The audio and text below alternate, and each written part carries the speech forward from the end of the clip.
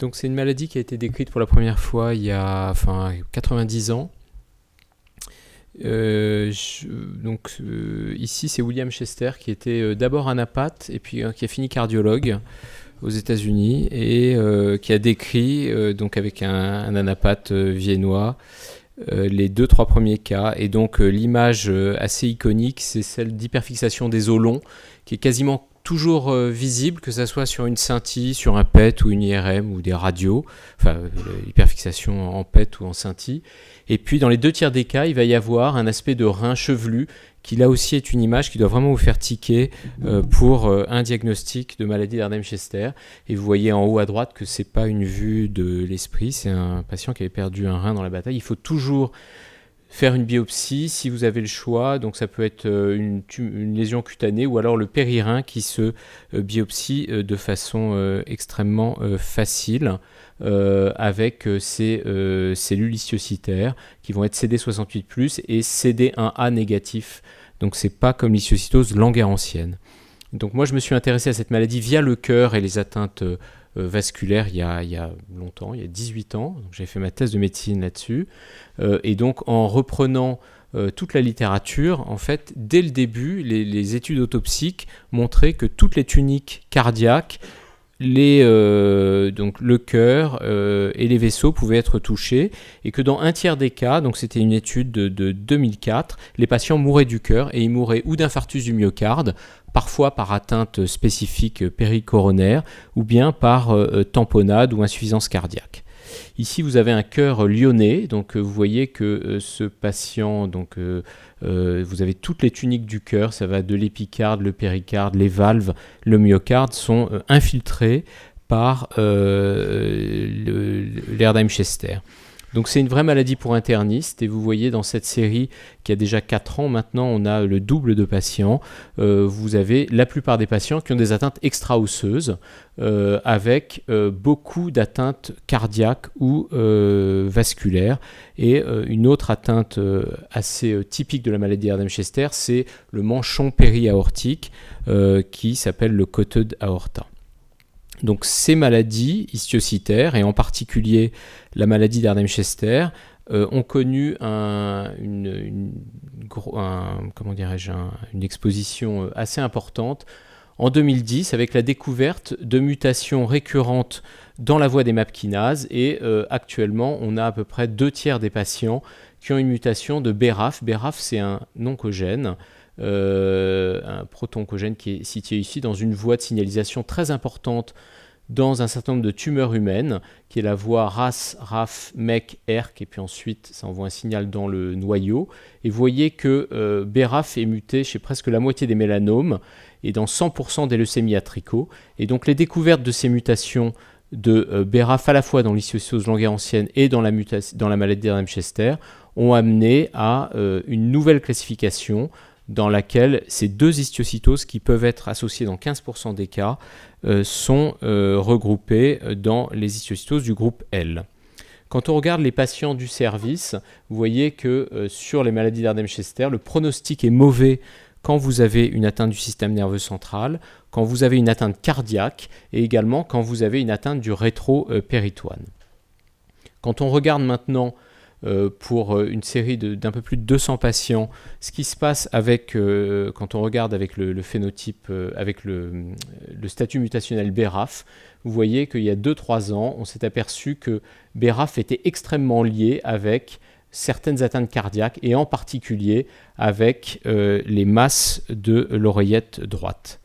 Alors il y a 10 ans, on avait publié avec Philippe Cluzel et Gilles Montalesco les atteintes cardiaques en fait d'une série de 37 patients qui avaient systématiquement été passés dans des machines à IRM ou alors des scanners avec gating cardiaque, et ce signe qui est la pseudotumeur de l'oreillette droite qui est présente chez 1/3 des patients. Ce chiffre ne varie pas, et dans cette série, donc Gilles avait relu les ECG des 37 patients.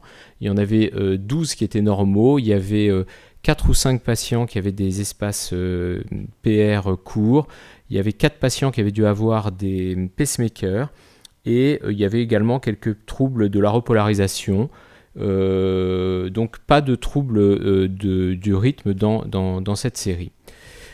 Il y a quelques années, donc Augusto Vaglio, qui travaille à Parme, a fait une série, a analysé les IRM cardiaques dans une série de patients italiens. Et vous voyez qu'il avait comparé avec l'IRM, avec l'échographie cardiaque, et que la moitié des patients qui avaient, on pouvait louper la moitié des atteintes cardiaques, en particulier des masses atriales. Donc l'écho-cœur ne suffit pas, il faut faire l'IRM cardiaque. Et je suis responsable du fait que quand vous avez des myocardites, vous ne pouvez pas faire facilement les IRM. Donc ici, l'exemple avec sur une quinzaine d'années, 262 patients qui ont été vus en IRM à au moins une reprise. Et on va décrire un petit peu l'ensemble des types de lésions, les localisations et également les conséquences sur la fonction cardiaque. Donc la plupart des patients ont eu des IRM, il y en a une dizaine qui, pour cause de pacemaker, ou c'était essentiellement ça, n'ont pas pu avoir d'IRM. Et vous voyez que dans cette série, c'est comme l'Erdheim-Chester, c'est ce que je n'ai pas eu le temps de vous dire tout à l'heure, c'est que c'est essentiellement pour le 3/4 à peu près des hommes, en général 50-60 ans, et il y a 15% d'histiocytose mixte associée avec des histiocytoses langerhansiennes, et à peu près la moitié avait une mutation de BRAF. Alors quand on regarde les résultats, vous voyez qu'il va y avoir une atteinte de la graisse péricoronaire droite qui est située dans le sillon atrioventriculaire, avec parfois du rehaussement tardif. Il peut également y avoir un épaississement de l'atrium droit ou une atteinte isolée du septum interatrial. Et ces masses peuvent être également visibles au niveau de la paroi postérieure, et des parois latérales de l'atrium droit. Parfois, ça prend très intensément le contraste. Il y a également une baisse du TAPC qui est avec des troubles de remplissage diastolique qui peuvent être assez notables dans un nombre conséquent de cas. Enfin, ça, c'est un cas tout à fait unique avec une masse qui remplit complètement le cœur, avec une compression complète de l'atrium. Il n'y a quasiment pas de remplissage possible chez ce patient. Il y a également des atteintes donc, du sillon du sillon atrioventriculaire droit, mais c'est également possible d'en voir à gauche. Il y a des atteintes péricoronaires qui vont être responsables parfois d'infarctus du myocarde. Enfin, l'atteinte péricardique, on a chaque année 1 à 2 patients qui rentrent dans leur maladie avec des pré-tamponnades ou des tamponnades. Donc vraiment, dans un certain nombre de cas, il faut avoir la scintillose facile ou alors interroger les patients parce qu'on va avoir très rapidement je ne suis pas en train de dire que devant une tamponnade, il faut penser à un Erdheim, mais ça arrive de temps en temps, enfin en tout cas pour nous. Donc si on regarde tous les types d'atteintes en IRM et dans cette étude, vous voyez que dans les 2/3 des cas, il va y avoir plusieurs atteintes. La fonction ventriculaire gauche est en général conservée. Le TAPC est abaissé chez 15% des patients et vraiment il y a des prises de contraste de 85% des masses, des épaississements, et c'est dans la majorité des cas une atteinte du cœur droit, que ce soit le sillon auriculoventriculaire droit ou la paroi auriculaire droite. Quand on regarde ce qui se passe entre atteinte cardiaque et BRAF dans cette étude, il y a un risque relatif de 2,8 pour BRAF et les anomalies en imagerie cardiaque. Ce lien entre BRAF et les pseudomasses de l'oreillette droite est beaucoup plus fort puisqu'on a un risque de 4,5. Pour l'atteinte aortique, c'est un petit peu moins, mais ça reste quand même significatif à 1,76. Et pour le péricarde, c'est un peu plus de 2. Donc vraiment, toutes les atteintes cardiaques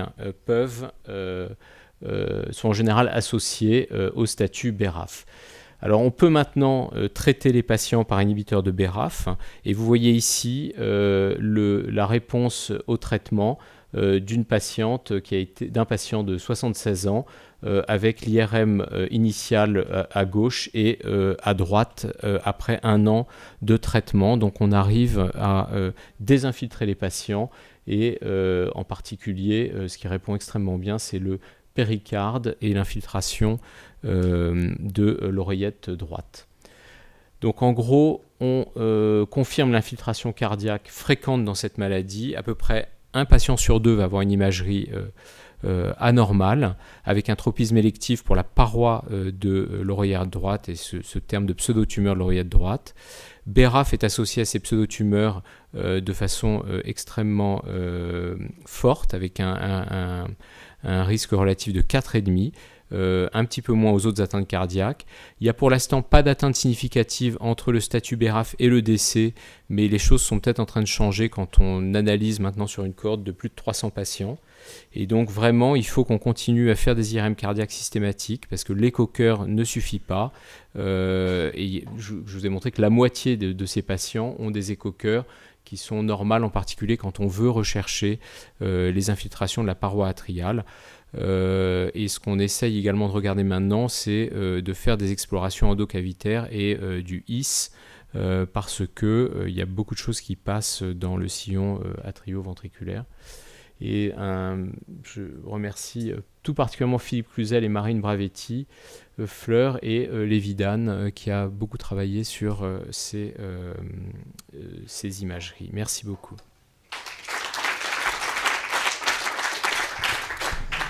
Merci Julien. On sait pourquoi ça se localise là, dans l'oreillette droite ? Non, non, on ne sait pas.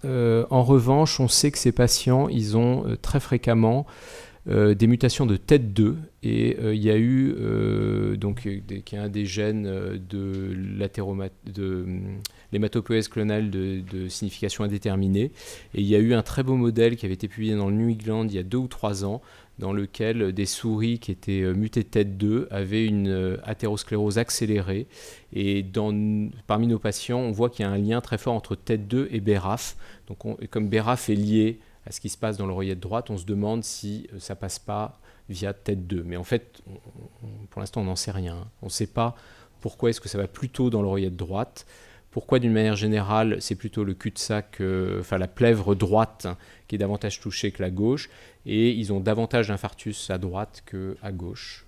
Voilà, mais ça, on ne sait pas en fait. Question ?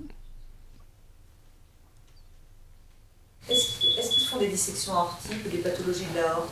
Oui, alors ils font ils font assez peu de dissections aortiques. Ils ont ces espèces de manchons périaortiques, mais qui en général ne sténosent pas comme dans la maladie de Takayasu. Mais les problèmes vont plutôt être liés à l'infiltration des autres vaisseaux et des collatérales, c'est-à-dire qu'il y a quand même quelques cas d'angor mésentérique. Il y a plus d'infarctus du myocarde, mais il n'y a pas de dissection. Il y a peut-être un cas de dissection, mais c'était un monsieur qui avait 85 ans, et j'ai pas eu l'autopsie malheureusement pour ce patient, donc je peux pas te dire si c'est. Dans mon expérience, il dissèque pas, quoi. Ouais. Philippe. On en a soigné quelques-uns sur les coronaires il y a une dizaine d'années, avec des résultats mitigés, avec des thromboses de stent, etc. Ouais. Et donc tu recommandes plutôt le pontage ou je continue de penser qu'il faut quand même les stenter. Effectivement, tu continues à en voir notamment un qui s'appelle monsieur qui a des stents qui tu vas revoir prochainement.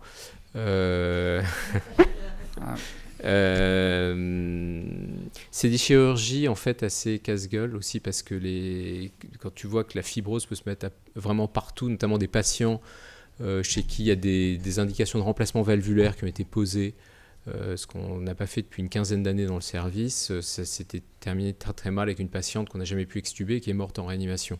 Donc les pontages, c'est, je pense, assez difficile aussi.